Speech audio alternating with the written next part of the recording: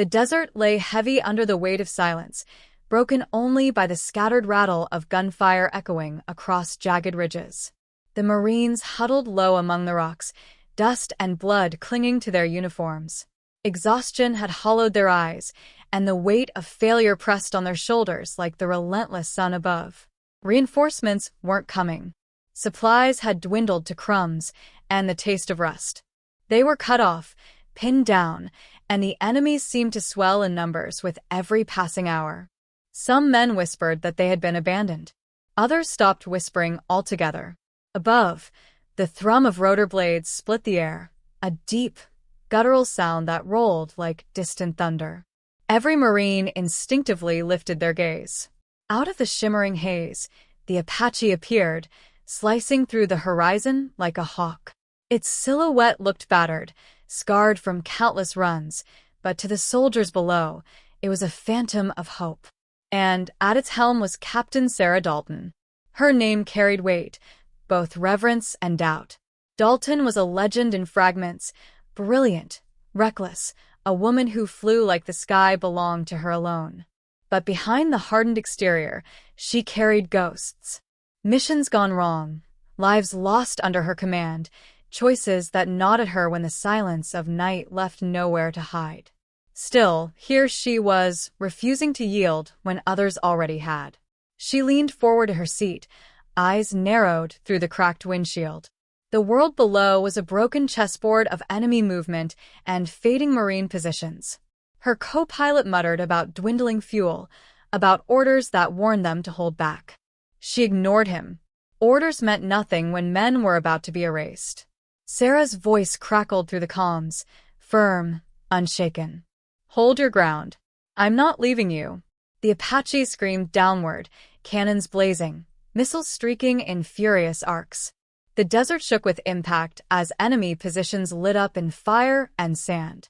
Marines who had been ready to surrender lifted their rifles again, embers of resolve sparking in deadened eyes.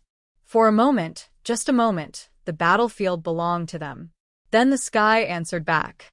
A burst of fire ripped across Sarah's cockpit, alarms shrieking, controls shaking violently in her hands.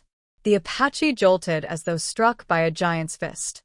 Her co-pilot cursed, struggling to regain stability, but the bird was crippled, bleeding fuel, spinning into a forced descent. Sarah's jaw clenched.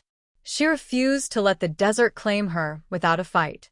She guided the failing helicopter toward a clearing, fighting the bucking beast until it hit the ground with a screeching roar.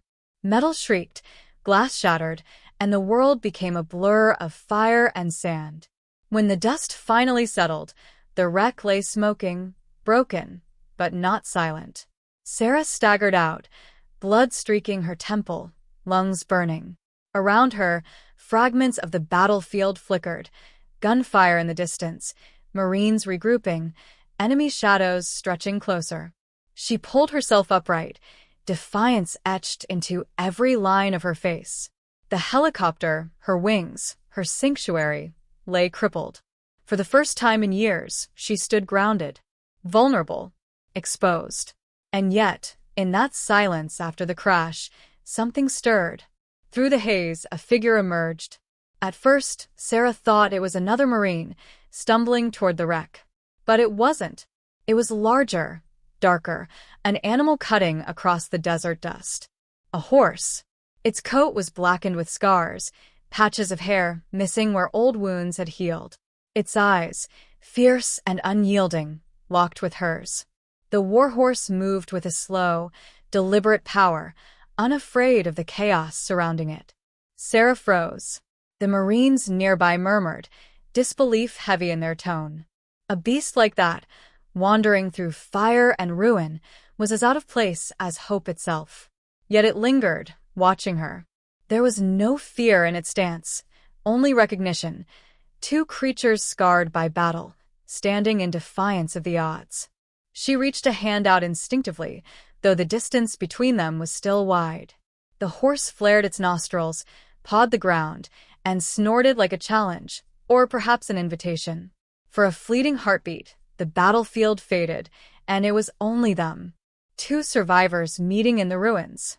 Behind her, Sergeant Alvarez whispered under his breath, disbelief cutting through the despair. Even the Marines gave up, but maybe she hasn't. The words clung to the air, fragile yet unyielding, like the last spark in dying embers. Sarah tightened her grip on the pistol at her side, bloodied but upright, eyes never leaving the warhorse. The wreckage burned behind her, enemy fire in the distance marched closer, but something inside her shifted. She wasn't done. Not yet. And for the first time that day, neither were the Marines. Smoke drifted upward in ribbons from the wreck, curling into the pale desert sky. The acrid stench of burning fuel mixed with the copper tang of blood, filling Sarah's lungs with every shallow breath. Her legs trembled, but she forced herself upright. To collapse now would mean surrender, and surrender was something she had never learned. Marines scrambled through the dust, shouting, firing, regrouping, but their eyes found her, as if waiting for a signal to decide whether to fight or fall. The black warhorse lingered at the edge of the clearing, its ears flicking back at every distant gunshot. The sight of it unsettled Sarah more than she cared to admit. Horses didn't belong here. This wasn't farmland or ranch country. And yet the animal stood with the stillness of something carved out of stone, eyes fixed on her as though demanding she acknowledge it. There was strength in its stance, an unbroken defiance that mirrored her own. Her radio hissed at her side. The co-pilot, still trapped inside the wreckage, cursed and called her name, reminding her that the Apache had been more than a machine. It had been their lifeline. She hurried to the twisted fuselage, yanking at the bent frame until her hands bled, dragging the man out into the dust. He was shaken, half-conscious, but alive. She left him with a squad of Marines who had rushed over, barking orders for them to cover him. Then came the enemy's reply. A volley of gunfire swept across the rocks, forcing the Marines back into cover. Mortar rounds cracked the earth open, showering sand and shrapnel. Panic rippled through the ranks, the kind of panic that spreads like wildfire when men are already beaten in their hearts. Sarah dropped low behind a jagged ridge, her breath harsh in her chest.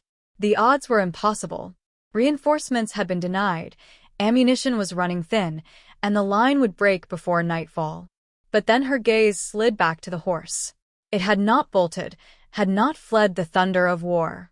It moved closer instead, stepping with deliberate weight through the haze of smoke.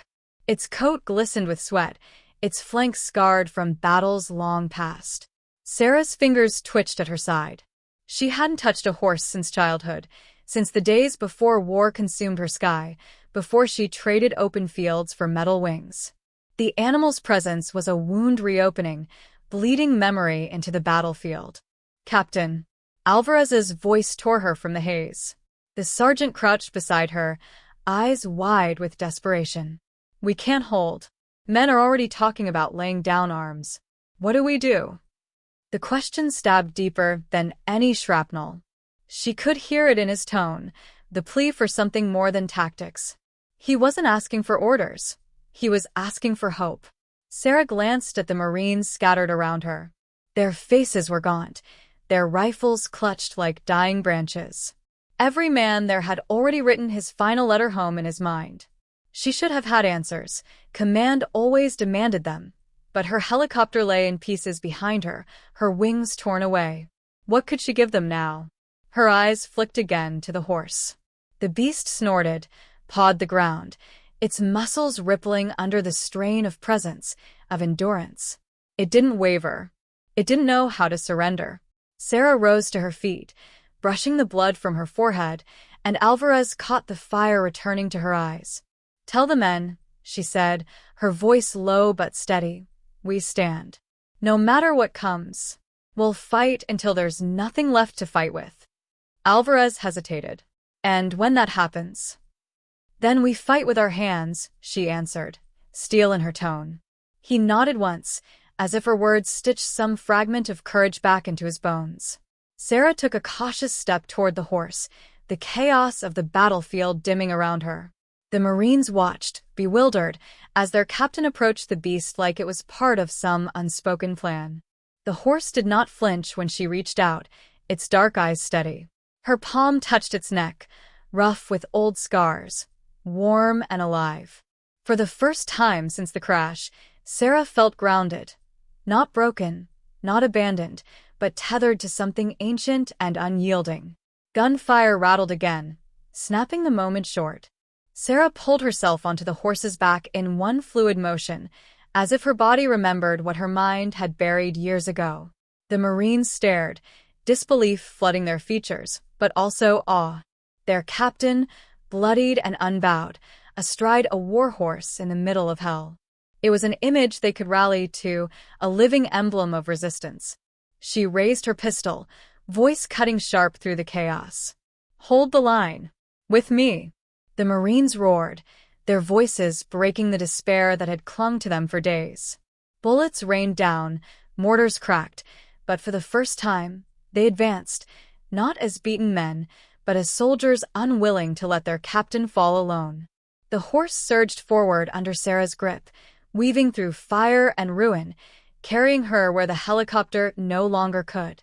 And in that storm of dust, blood, and fury, something unshakable was born, the sense that surrender was not the final truth, but only the temptation before defiance.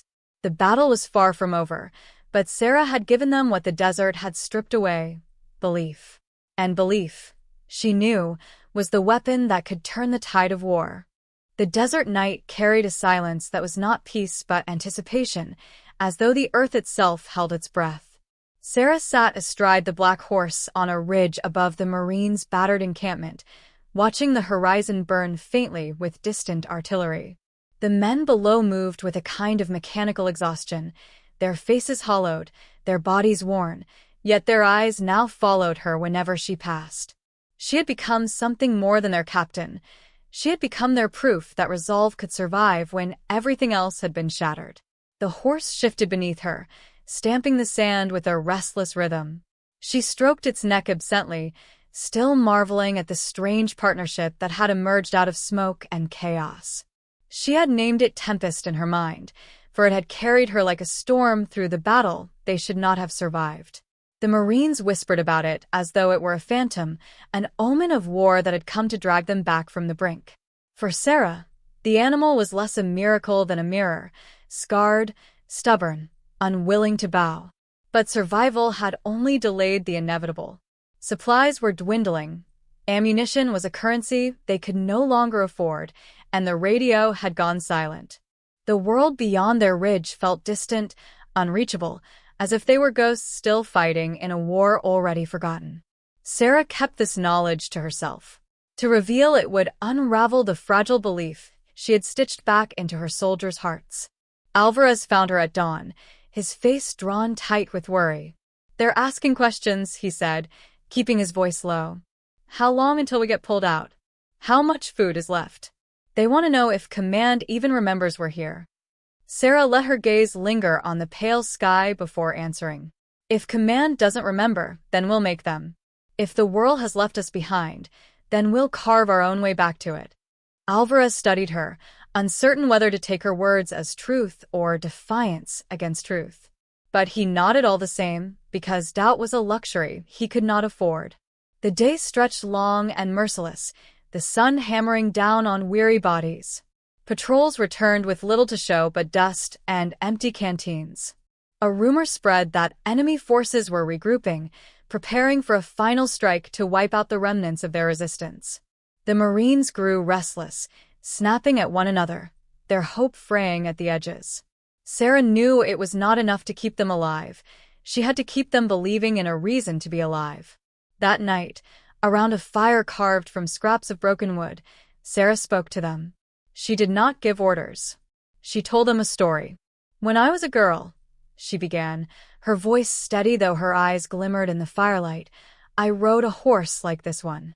Black, wild, too proud for its own good. Everyone said it couldn't be broken, that it would throw any rider who dared try. But my father told me something I've never forgotten. Some things are not meant to be broken. Some things are meant to be understood." The Marines listened, silent, leaning in toward her words as though they might draw warmth from them. "That horse became my greatest ally, not because I forced it to obey, but because I learned to trust it. And when the skies grew dark, when storms tore the earth apart, it never left me. Trust kept us alive.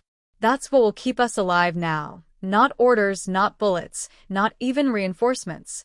Trust in each other. She let the fire crackle after her words, the silence binding them closer than any command could.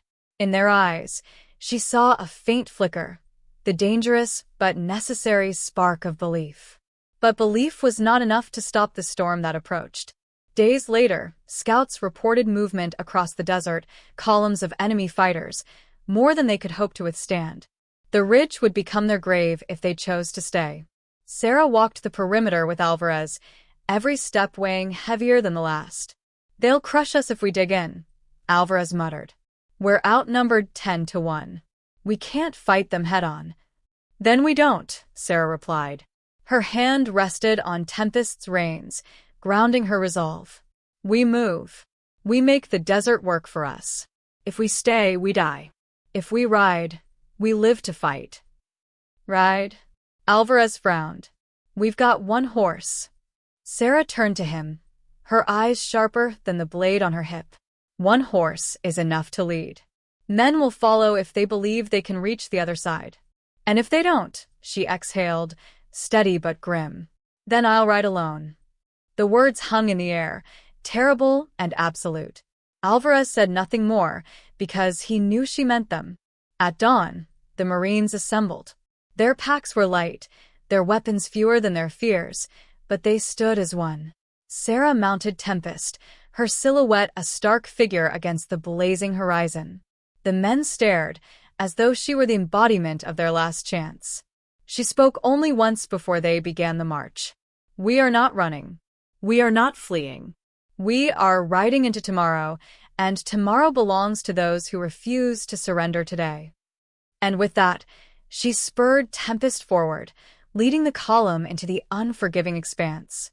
The desert rose to swallow them, every mile a trial of body and spirit. Heat seared them by day, cold gnawed at them by night. Some stumbled, some faltered, but Sarah remained at the front, Tempest bearing her as though fueled by the same unyielding fire that burned in her chest. She was their compass, their storm, the proof that giving up was not an option. Yet shadows trailed them. Enemy scouts appeared at the edges of the dunes, their presence a reminder that the noose was tightening. Each skirmish grew fiercer, each clash more desperate. And though the Marines fought like men reborn, Sarah knew the breaking point drew nearer with every battle. Still, she pressed forward, her will unbroken, her spirit bound to the horse beneath her.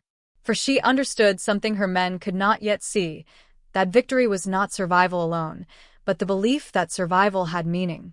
By the time the third night fell, they reached a canyon, its walls jagged and narrow, a place both sanctuary and trap. The men collapsed in the shadows, too weary to speak, too drained to think. Sarah remained awake, hand resting on Tempest's mane, eyes fixed on the stars above.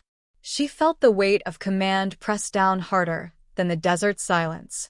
The enemy would come, tomorrow or the day after, but they would come.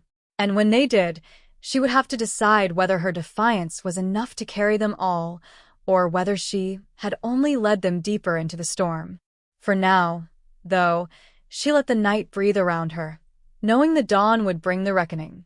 The canyon walls loomed high and jagged, painted in shades of blood red by the rising sun.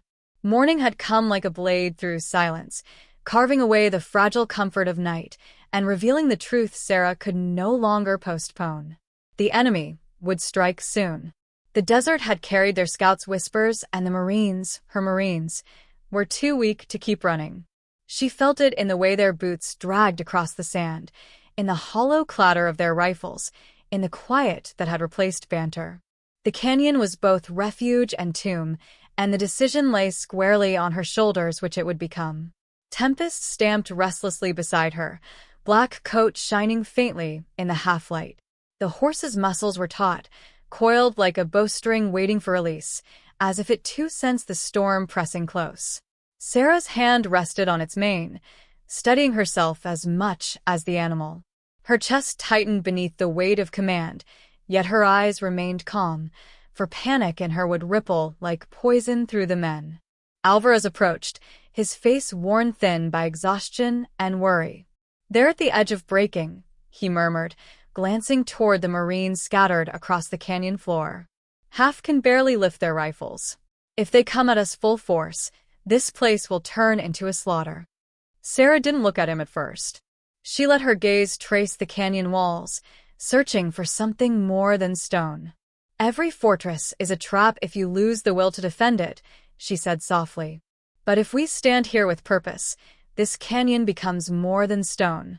It becomes a statement." "A statement won't stop bullets," Alvarez muttered, but the bitterness in his tone was laced with something else, a desperate hope that she would find an answer he could not. Sarah turned at last, meeting his gaze with unyielding certainty. "No." "But men who believe in their own cause can." That day, she moved among her soldiers with deliberate calm, speaking little, but making her presence felt. She touched a shoulder here, adjusted a rifle grip there, met eyes with each man until he looked away not in shame, but in renewed resolve. Tempest followed her through the camp like a shadow, its silent strength amplifying hers. To the men, she was no longer just their captain. She was the figure who stood between them and despair, flesh and blood wrapped around the impossible promise of survival. As the sun climbed higher, the horizon quivered with the dust of approaching forces. A low murmur swept the canyon, a collective recognition that the reckoning had arrived. The Marines tightened their grips on their rifles, checked their magazines with trembling fingers. The air itself seemed to vibrate with the inevitability of violence. Sarah rode Tempest to the center of the canyon, her silhouette stark against the light. When she spoke, her voice carried with clarity that seemed to echo off the canyon walls themselves. "We have been abandoned by the world," she declared, each word sharp as steel, "but we have not abandoned each other. They come to erase us, to bury us in this desert. But we are not the kind of men who fade quietly. If this canyon is to be our grave, then let it be one they remember with fear. If it is to be our fortress, then let it stand as proof that we chose to fight, not to surrender. Today, we decide what this place will be remembered as." Her words ignited something raw and unbreakable in the men. Shouts rose, low at first, then building into a roar that rolled through the canyon. Their fear did not vanish, but it was transformed, shaped into fury, into defiance, into something sharper than despair. When the enemy descended, the desert erupted in chaos. Gunfire cracked, echoing off the canyon walls. Dust rose in choking clouds, mingling with the acrid smoke of grenades and burning fuel. The Marines fought like men possessed, their every bullet driven by Sarah's voice still reverberating inside them. The canyon became a cauldron of noise and fire, yet amidst it all Sarah rode Tempest like a specter of war, black mane and black horse streaking through smoke. She fired with precision, not wasting a single round, but it was her presence more than her bullets that carried the battle. Wherever she appeared, the Marines surged forward with renewed vigor, shouting her name, refusing to fall while she still rode. To the enemy, she became a phantom, unreachable, untouchable, a figure who slipped through their lines like a shadow and left ruin in her wake. Hours blurred into eternity. Bodies fell, both friend and foe, blood seeping into the sand. The Marines' numbers thinned, their strength faltered, yet they held. Every attempt to break the canyon line was met with furious resistance. But inevitability gnawed closer. Ammunition dwindled. Tempers frayed. The enemy pressed harder, waves of reinforcements crashing like relentless surf. Sarah felt the truth clawing at her resolve. She could not hold them forever. In a moment of desperate clarity, she made the choice that had been stalking her since dawn. She spurred Tempest forward, cutting a path through the smoke toward the enemy's vanguard. Her soldiers shouted in shock, some in fear, some in awe, as their captain broke from their ranks. Bullets whistled past, one grazing her arm, another slamming into Tempest's flank, but the horse did not falter. It thundered through fire and chaos, its hooves striking the earth like war drums. Sarah's face was set in grim determination, her eyes locked on the enemy commander who directed the assault from atop a dune. If she could cut off the head, perhaps the body would falter. Tempest carried her into the heart of the storm. She fired until her rifle clicked empty, then drew her sidearm, every shot finding its mark.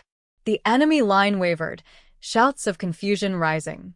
The commander turned, startled too late, as Sarah bore down on him like the embodiment of the very defiance he sought to crush. The clash was brief, brutal, decisive. When the commander fell, his banner toppling into the dust, a ripple of hesitation tore through the enemy ranks. Confusion spread like wildfire. The Marines, seeing her triumph, roared with renewed fury and surged forward, their exhaustion burned away by the sight of victory snatched from the edge of annihilation. The enemy began to break. Some fled, others fought in disarray, but the tide had shifted. The canyon, once threatened as their grave, had become their crucible of defiance. When silence at last settled over the battlefield, it was not peace that lingered, but the heavy breath of survival. The canyon floor was littered with the dead, friend and foe alike, and the air stank of gunpowder and blood. The Marines gathered in a loose circle around Sarah, who still sat astride Tempest, her body trembling with fatigue, her arms slick with blood. Yet she remained upright, unbroken, her eyes burning with the fire that had carried them through. No one spoke at first. Then Alvarez stepped forward, his voice hoarse but steady. "You didn't just save us, Captain. You gave us back our will to live." Sarah met his gaze, her expression both fierce and weary. "No. You saved yourselves." "I only reminded you of who you are." Her words sank deep, leaving silence in their wake, a silence heavy not with despair but with the knowledge that they had endured the impossible. The canyon would not be forgotten. Whether as grave or fortress, it had become legend. And Sarah knew that this was only the beginning. The war was not over. The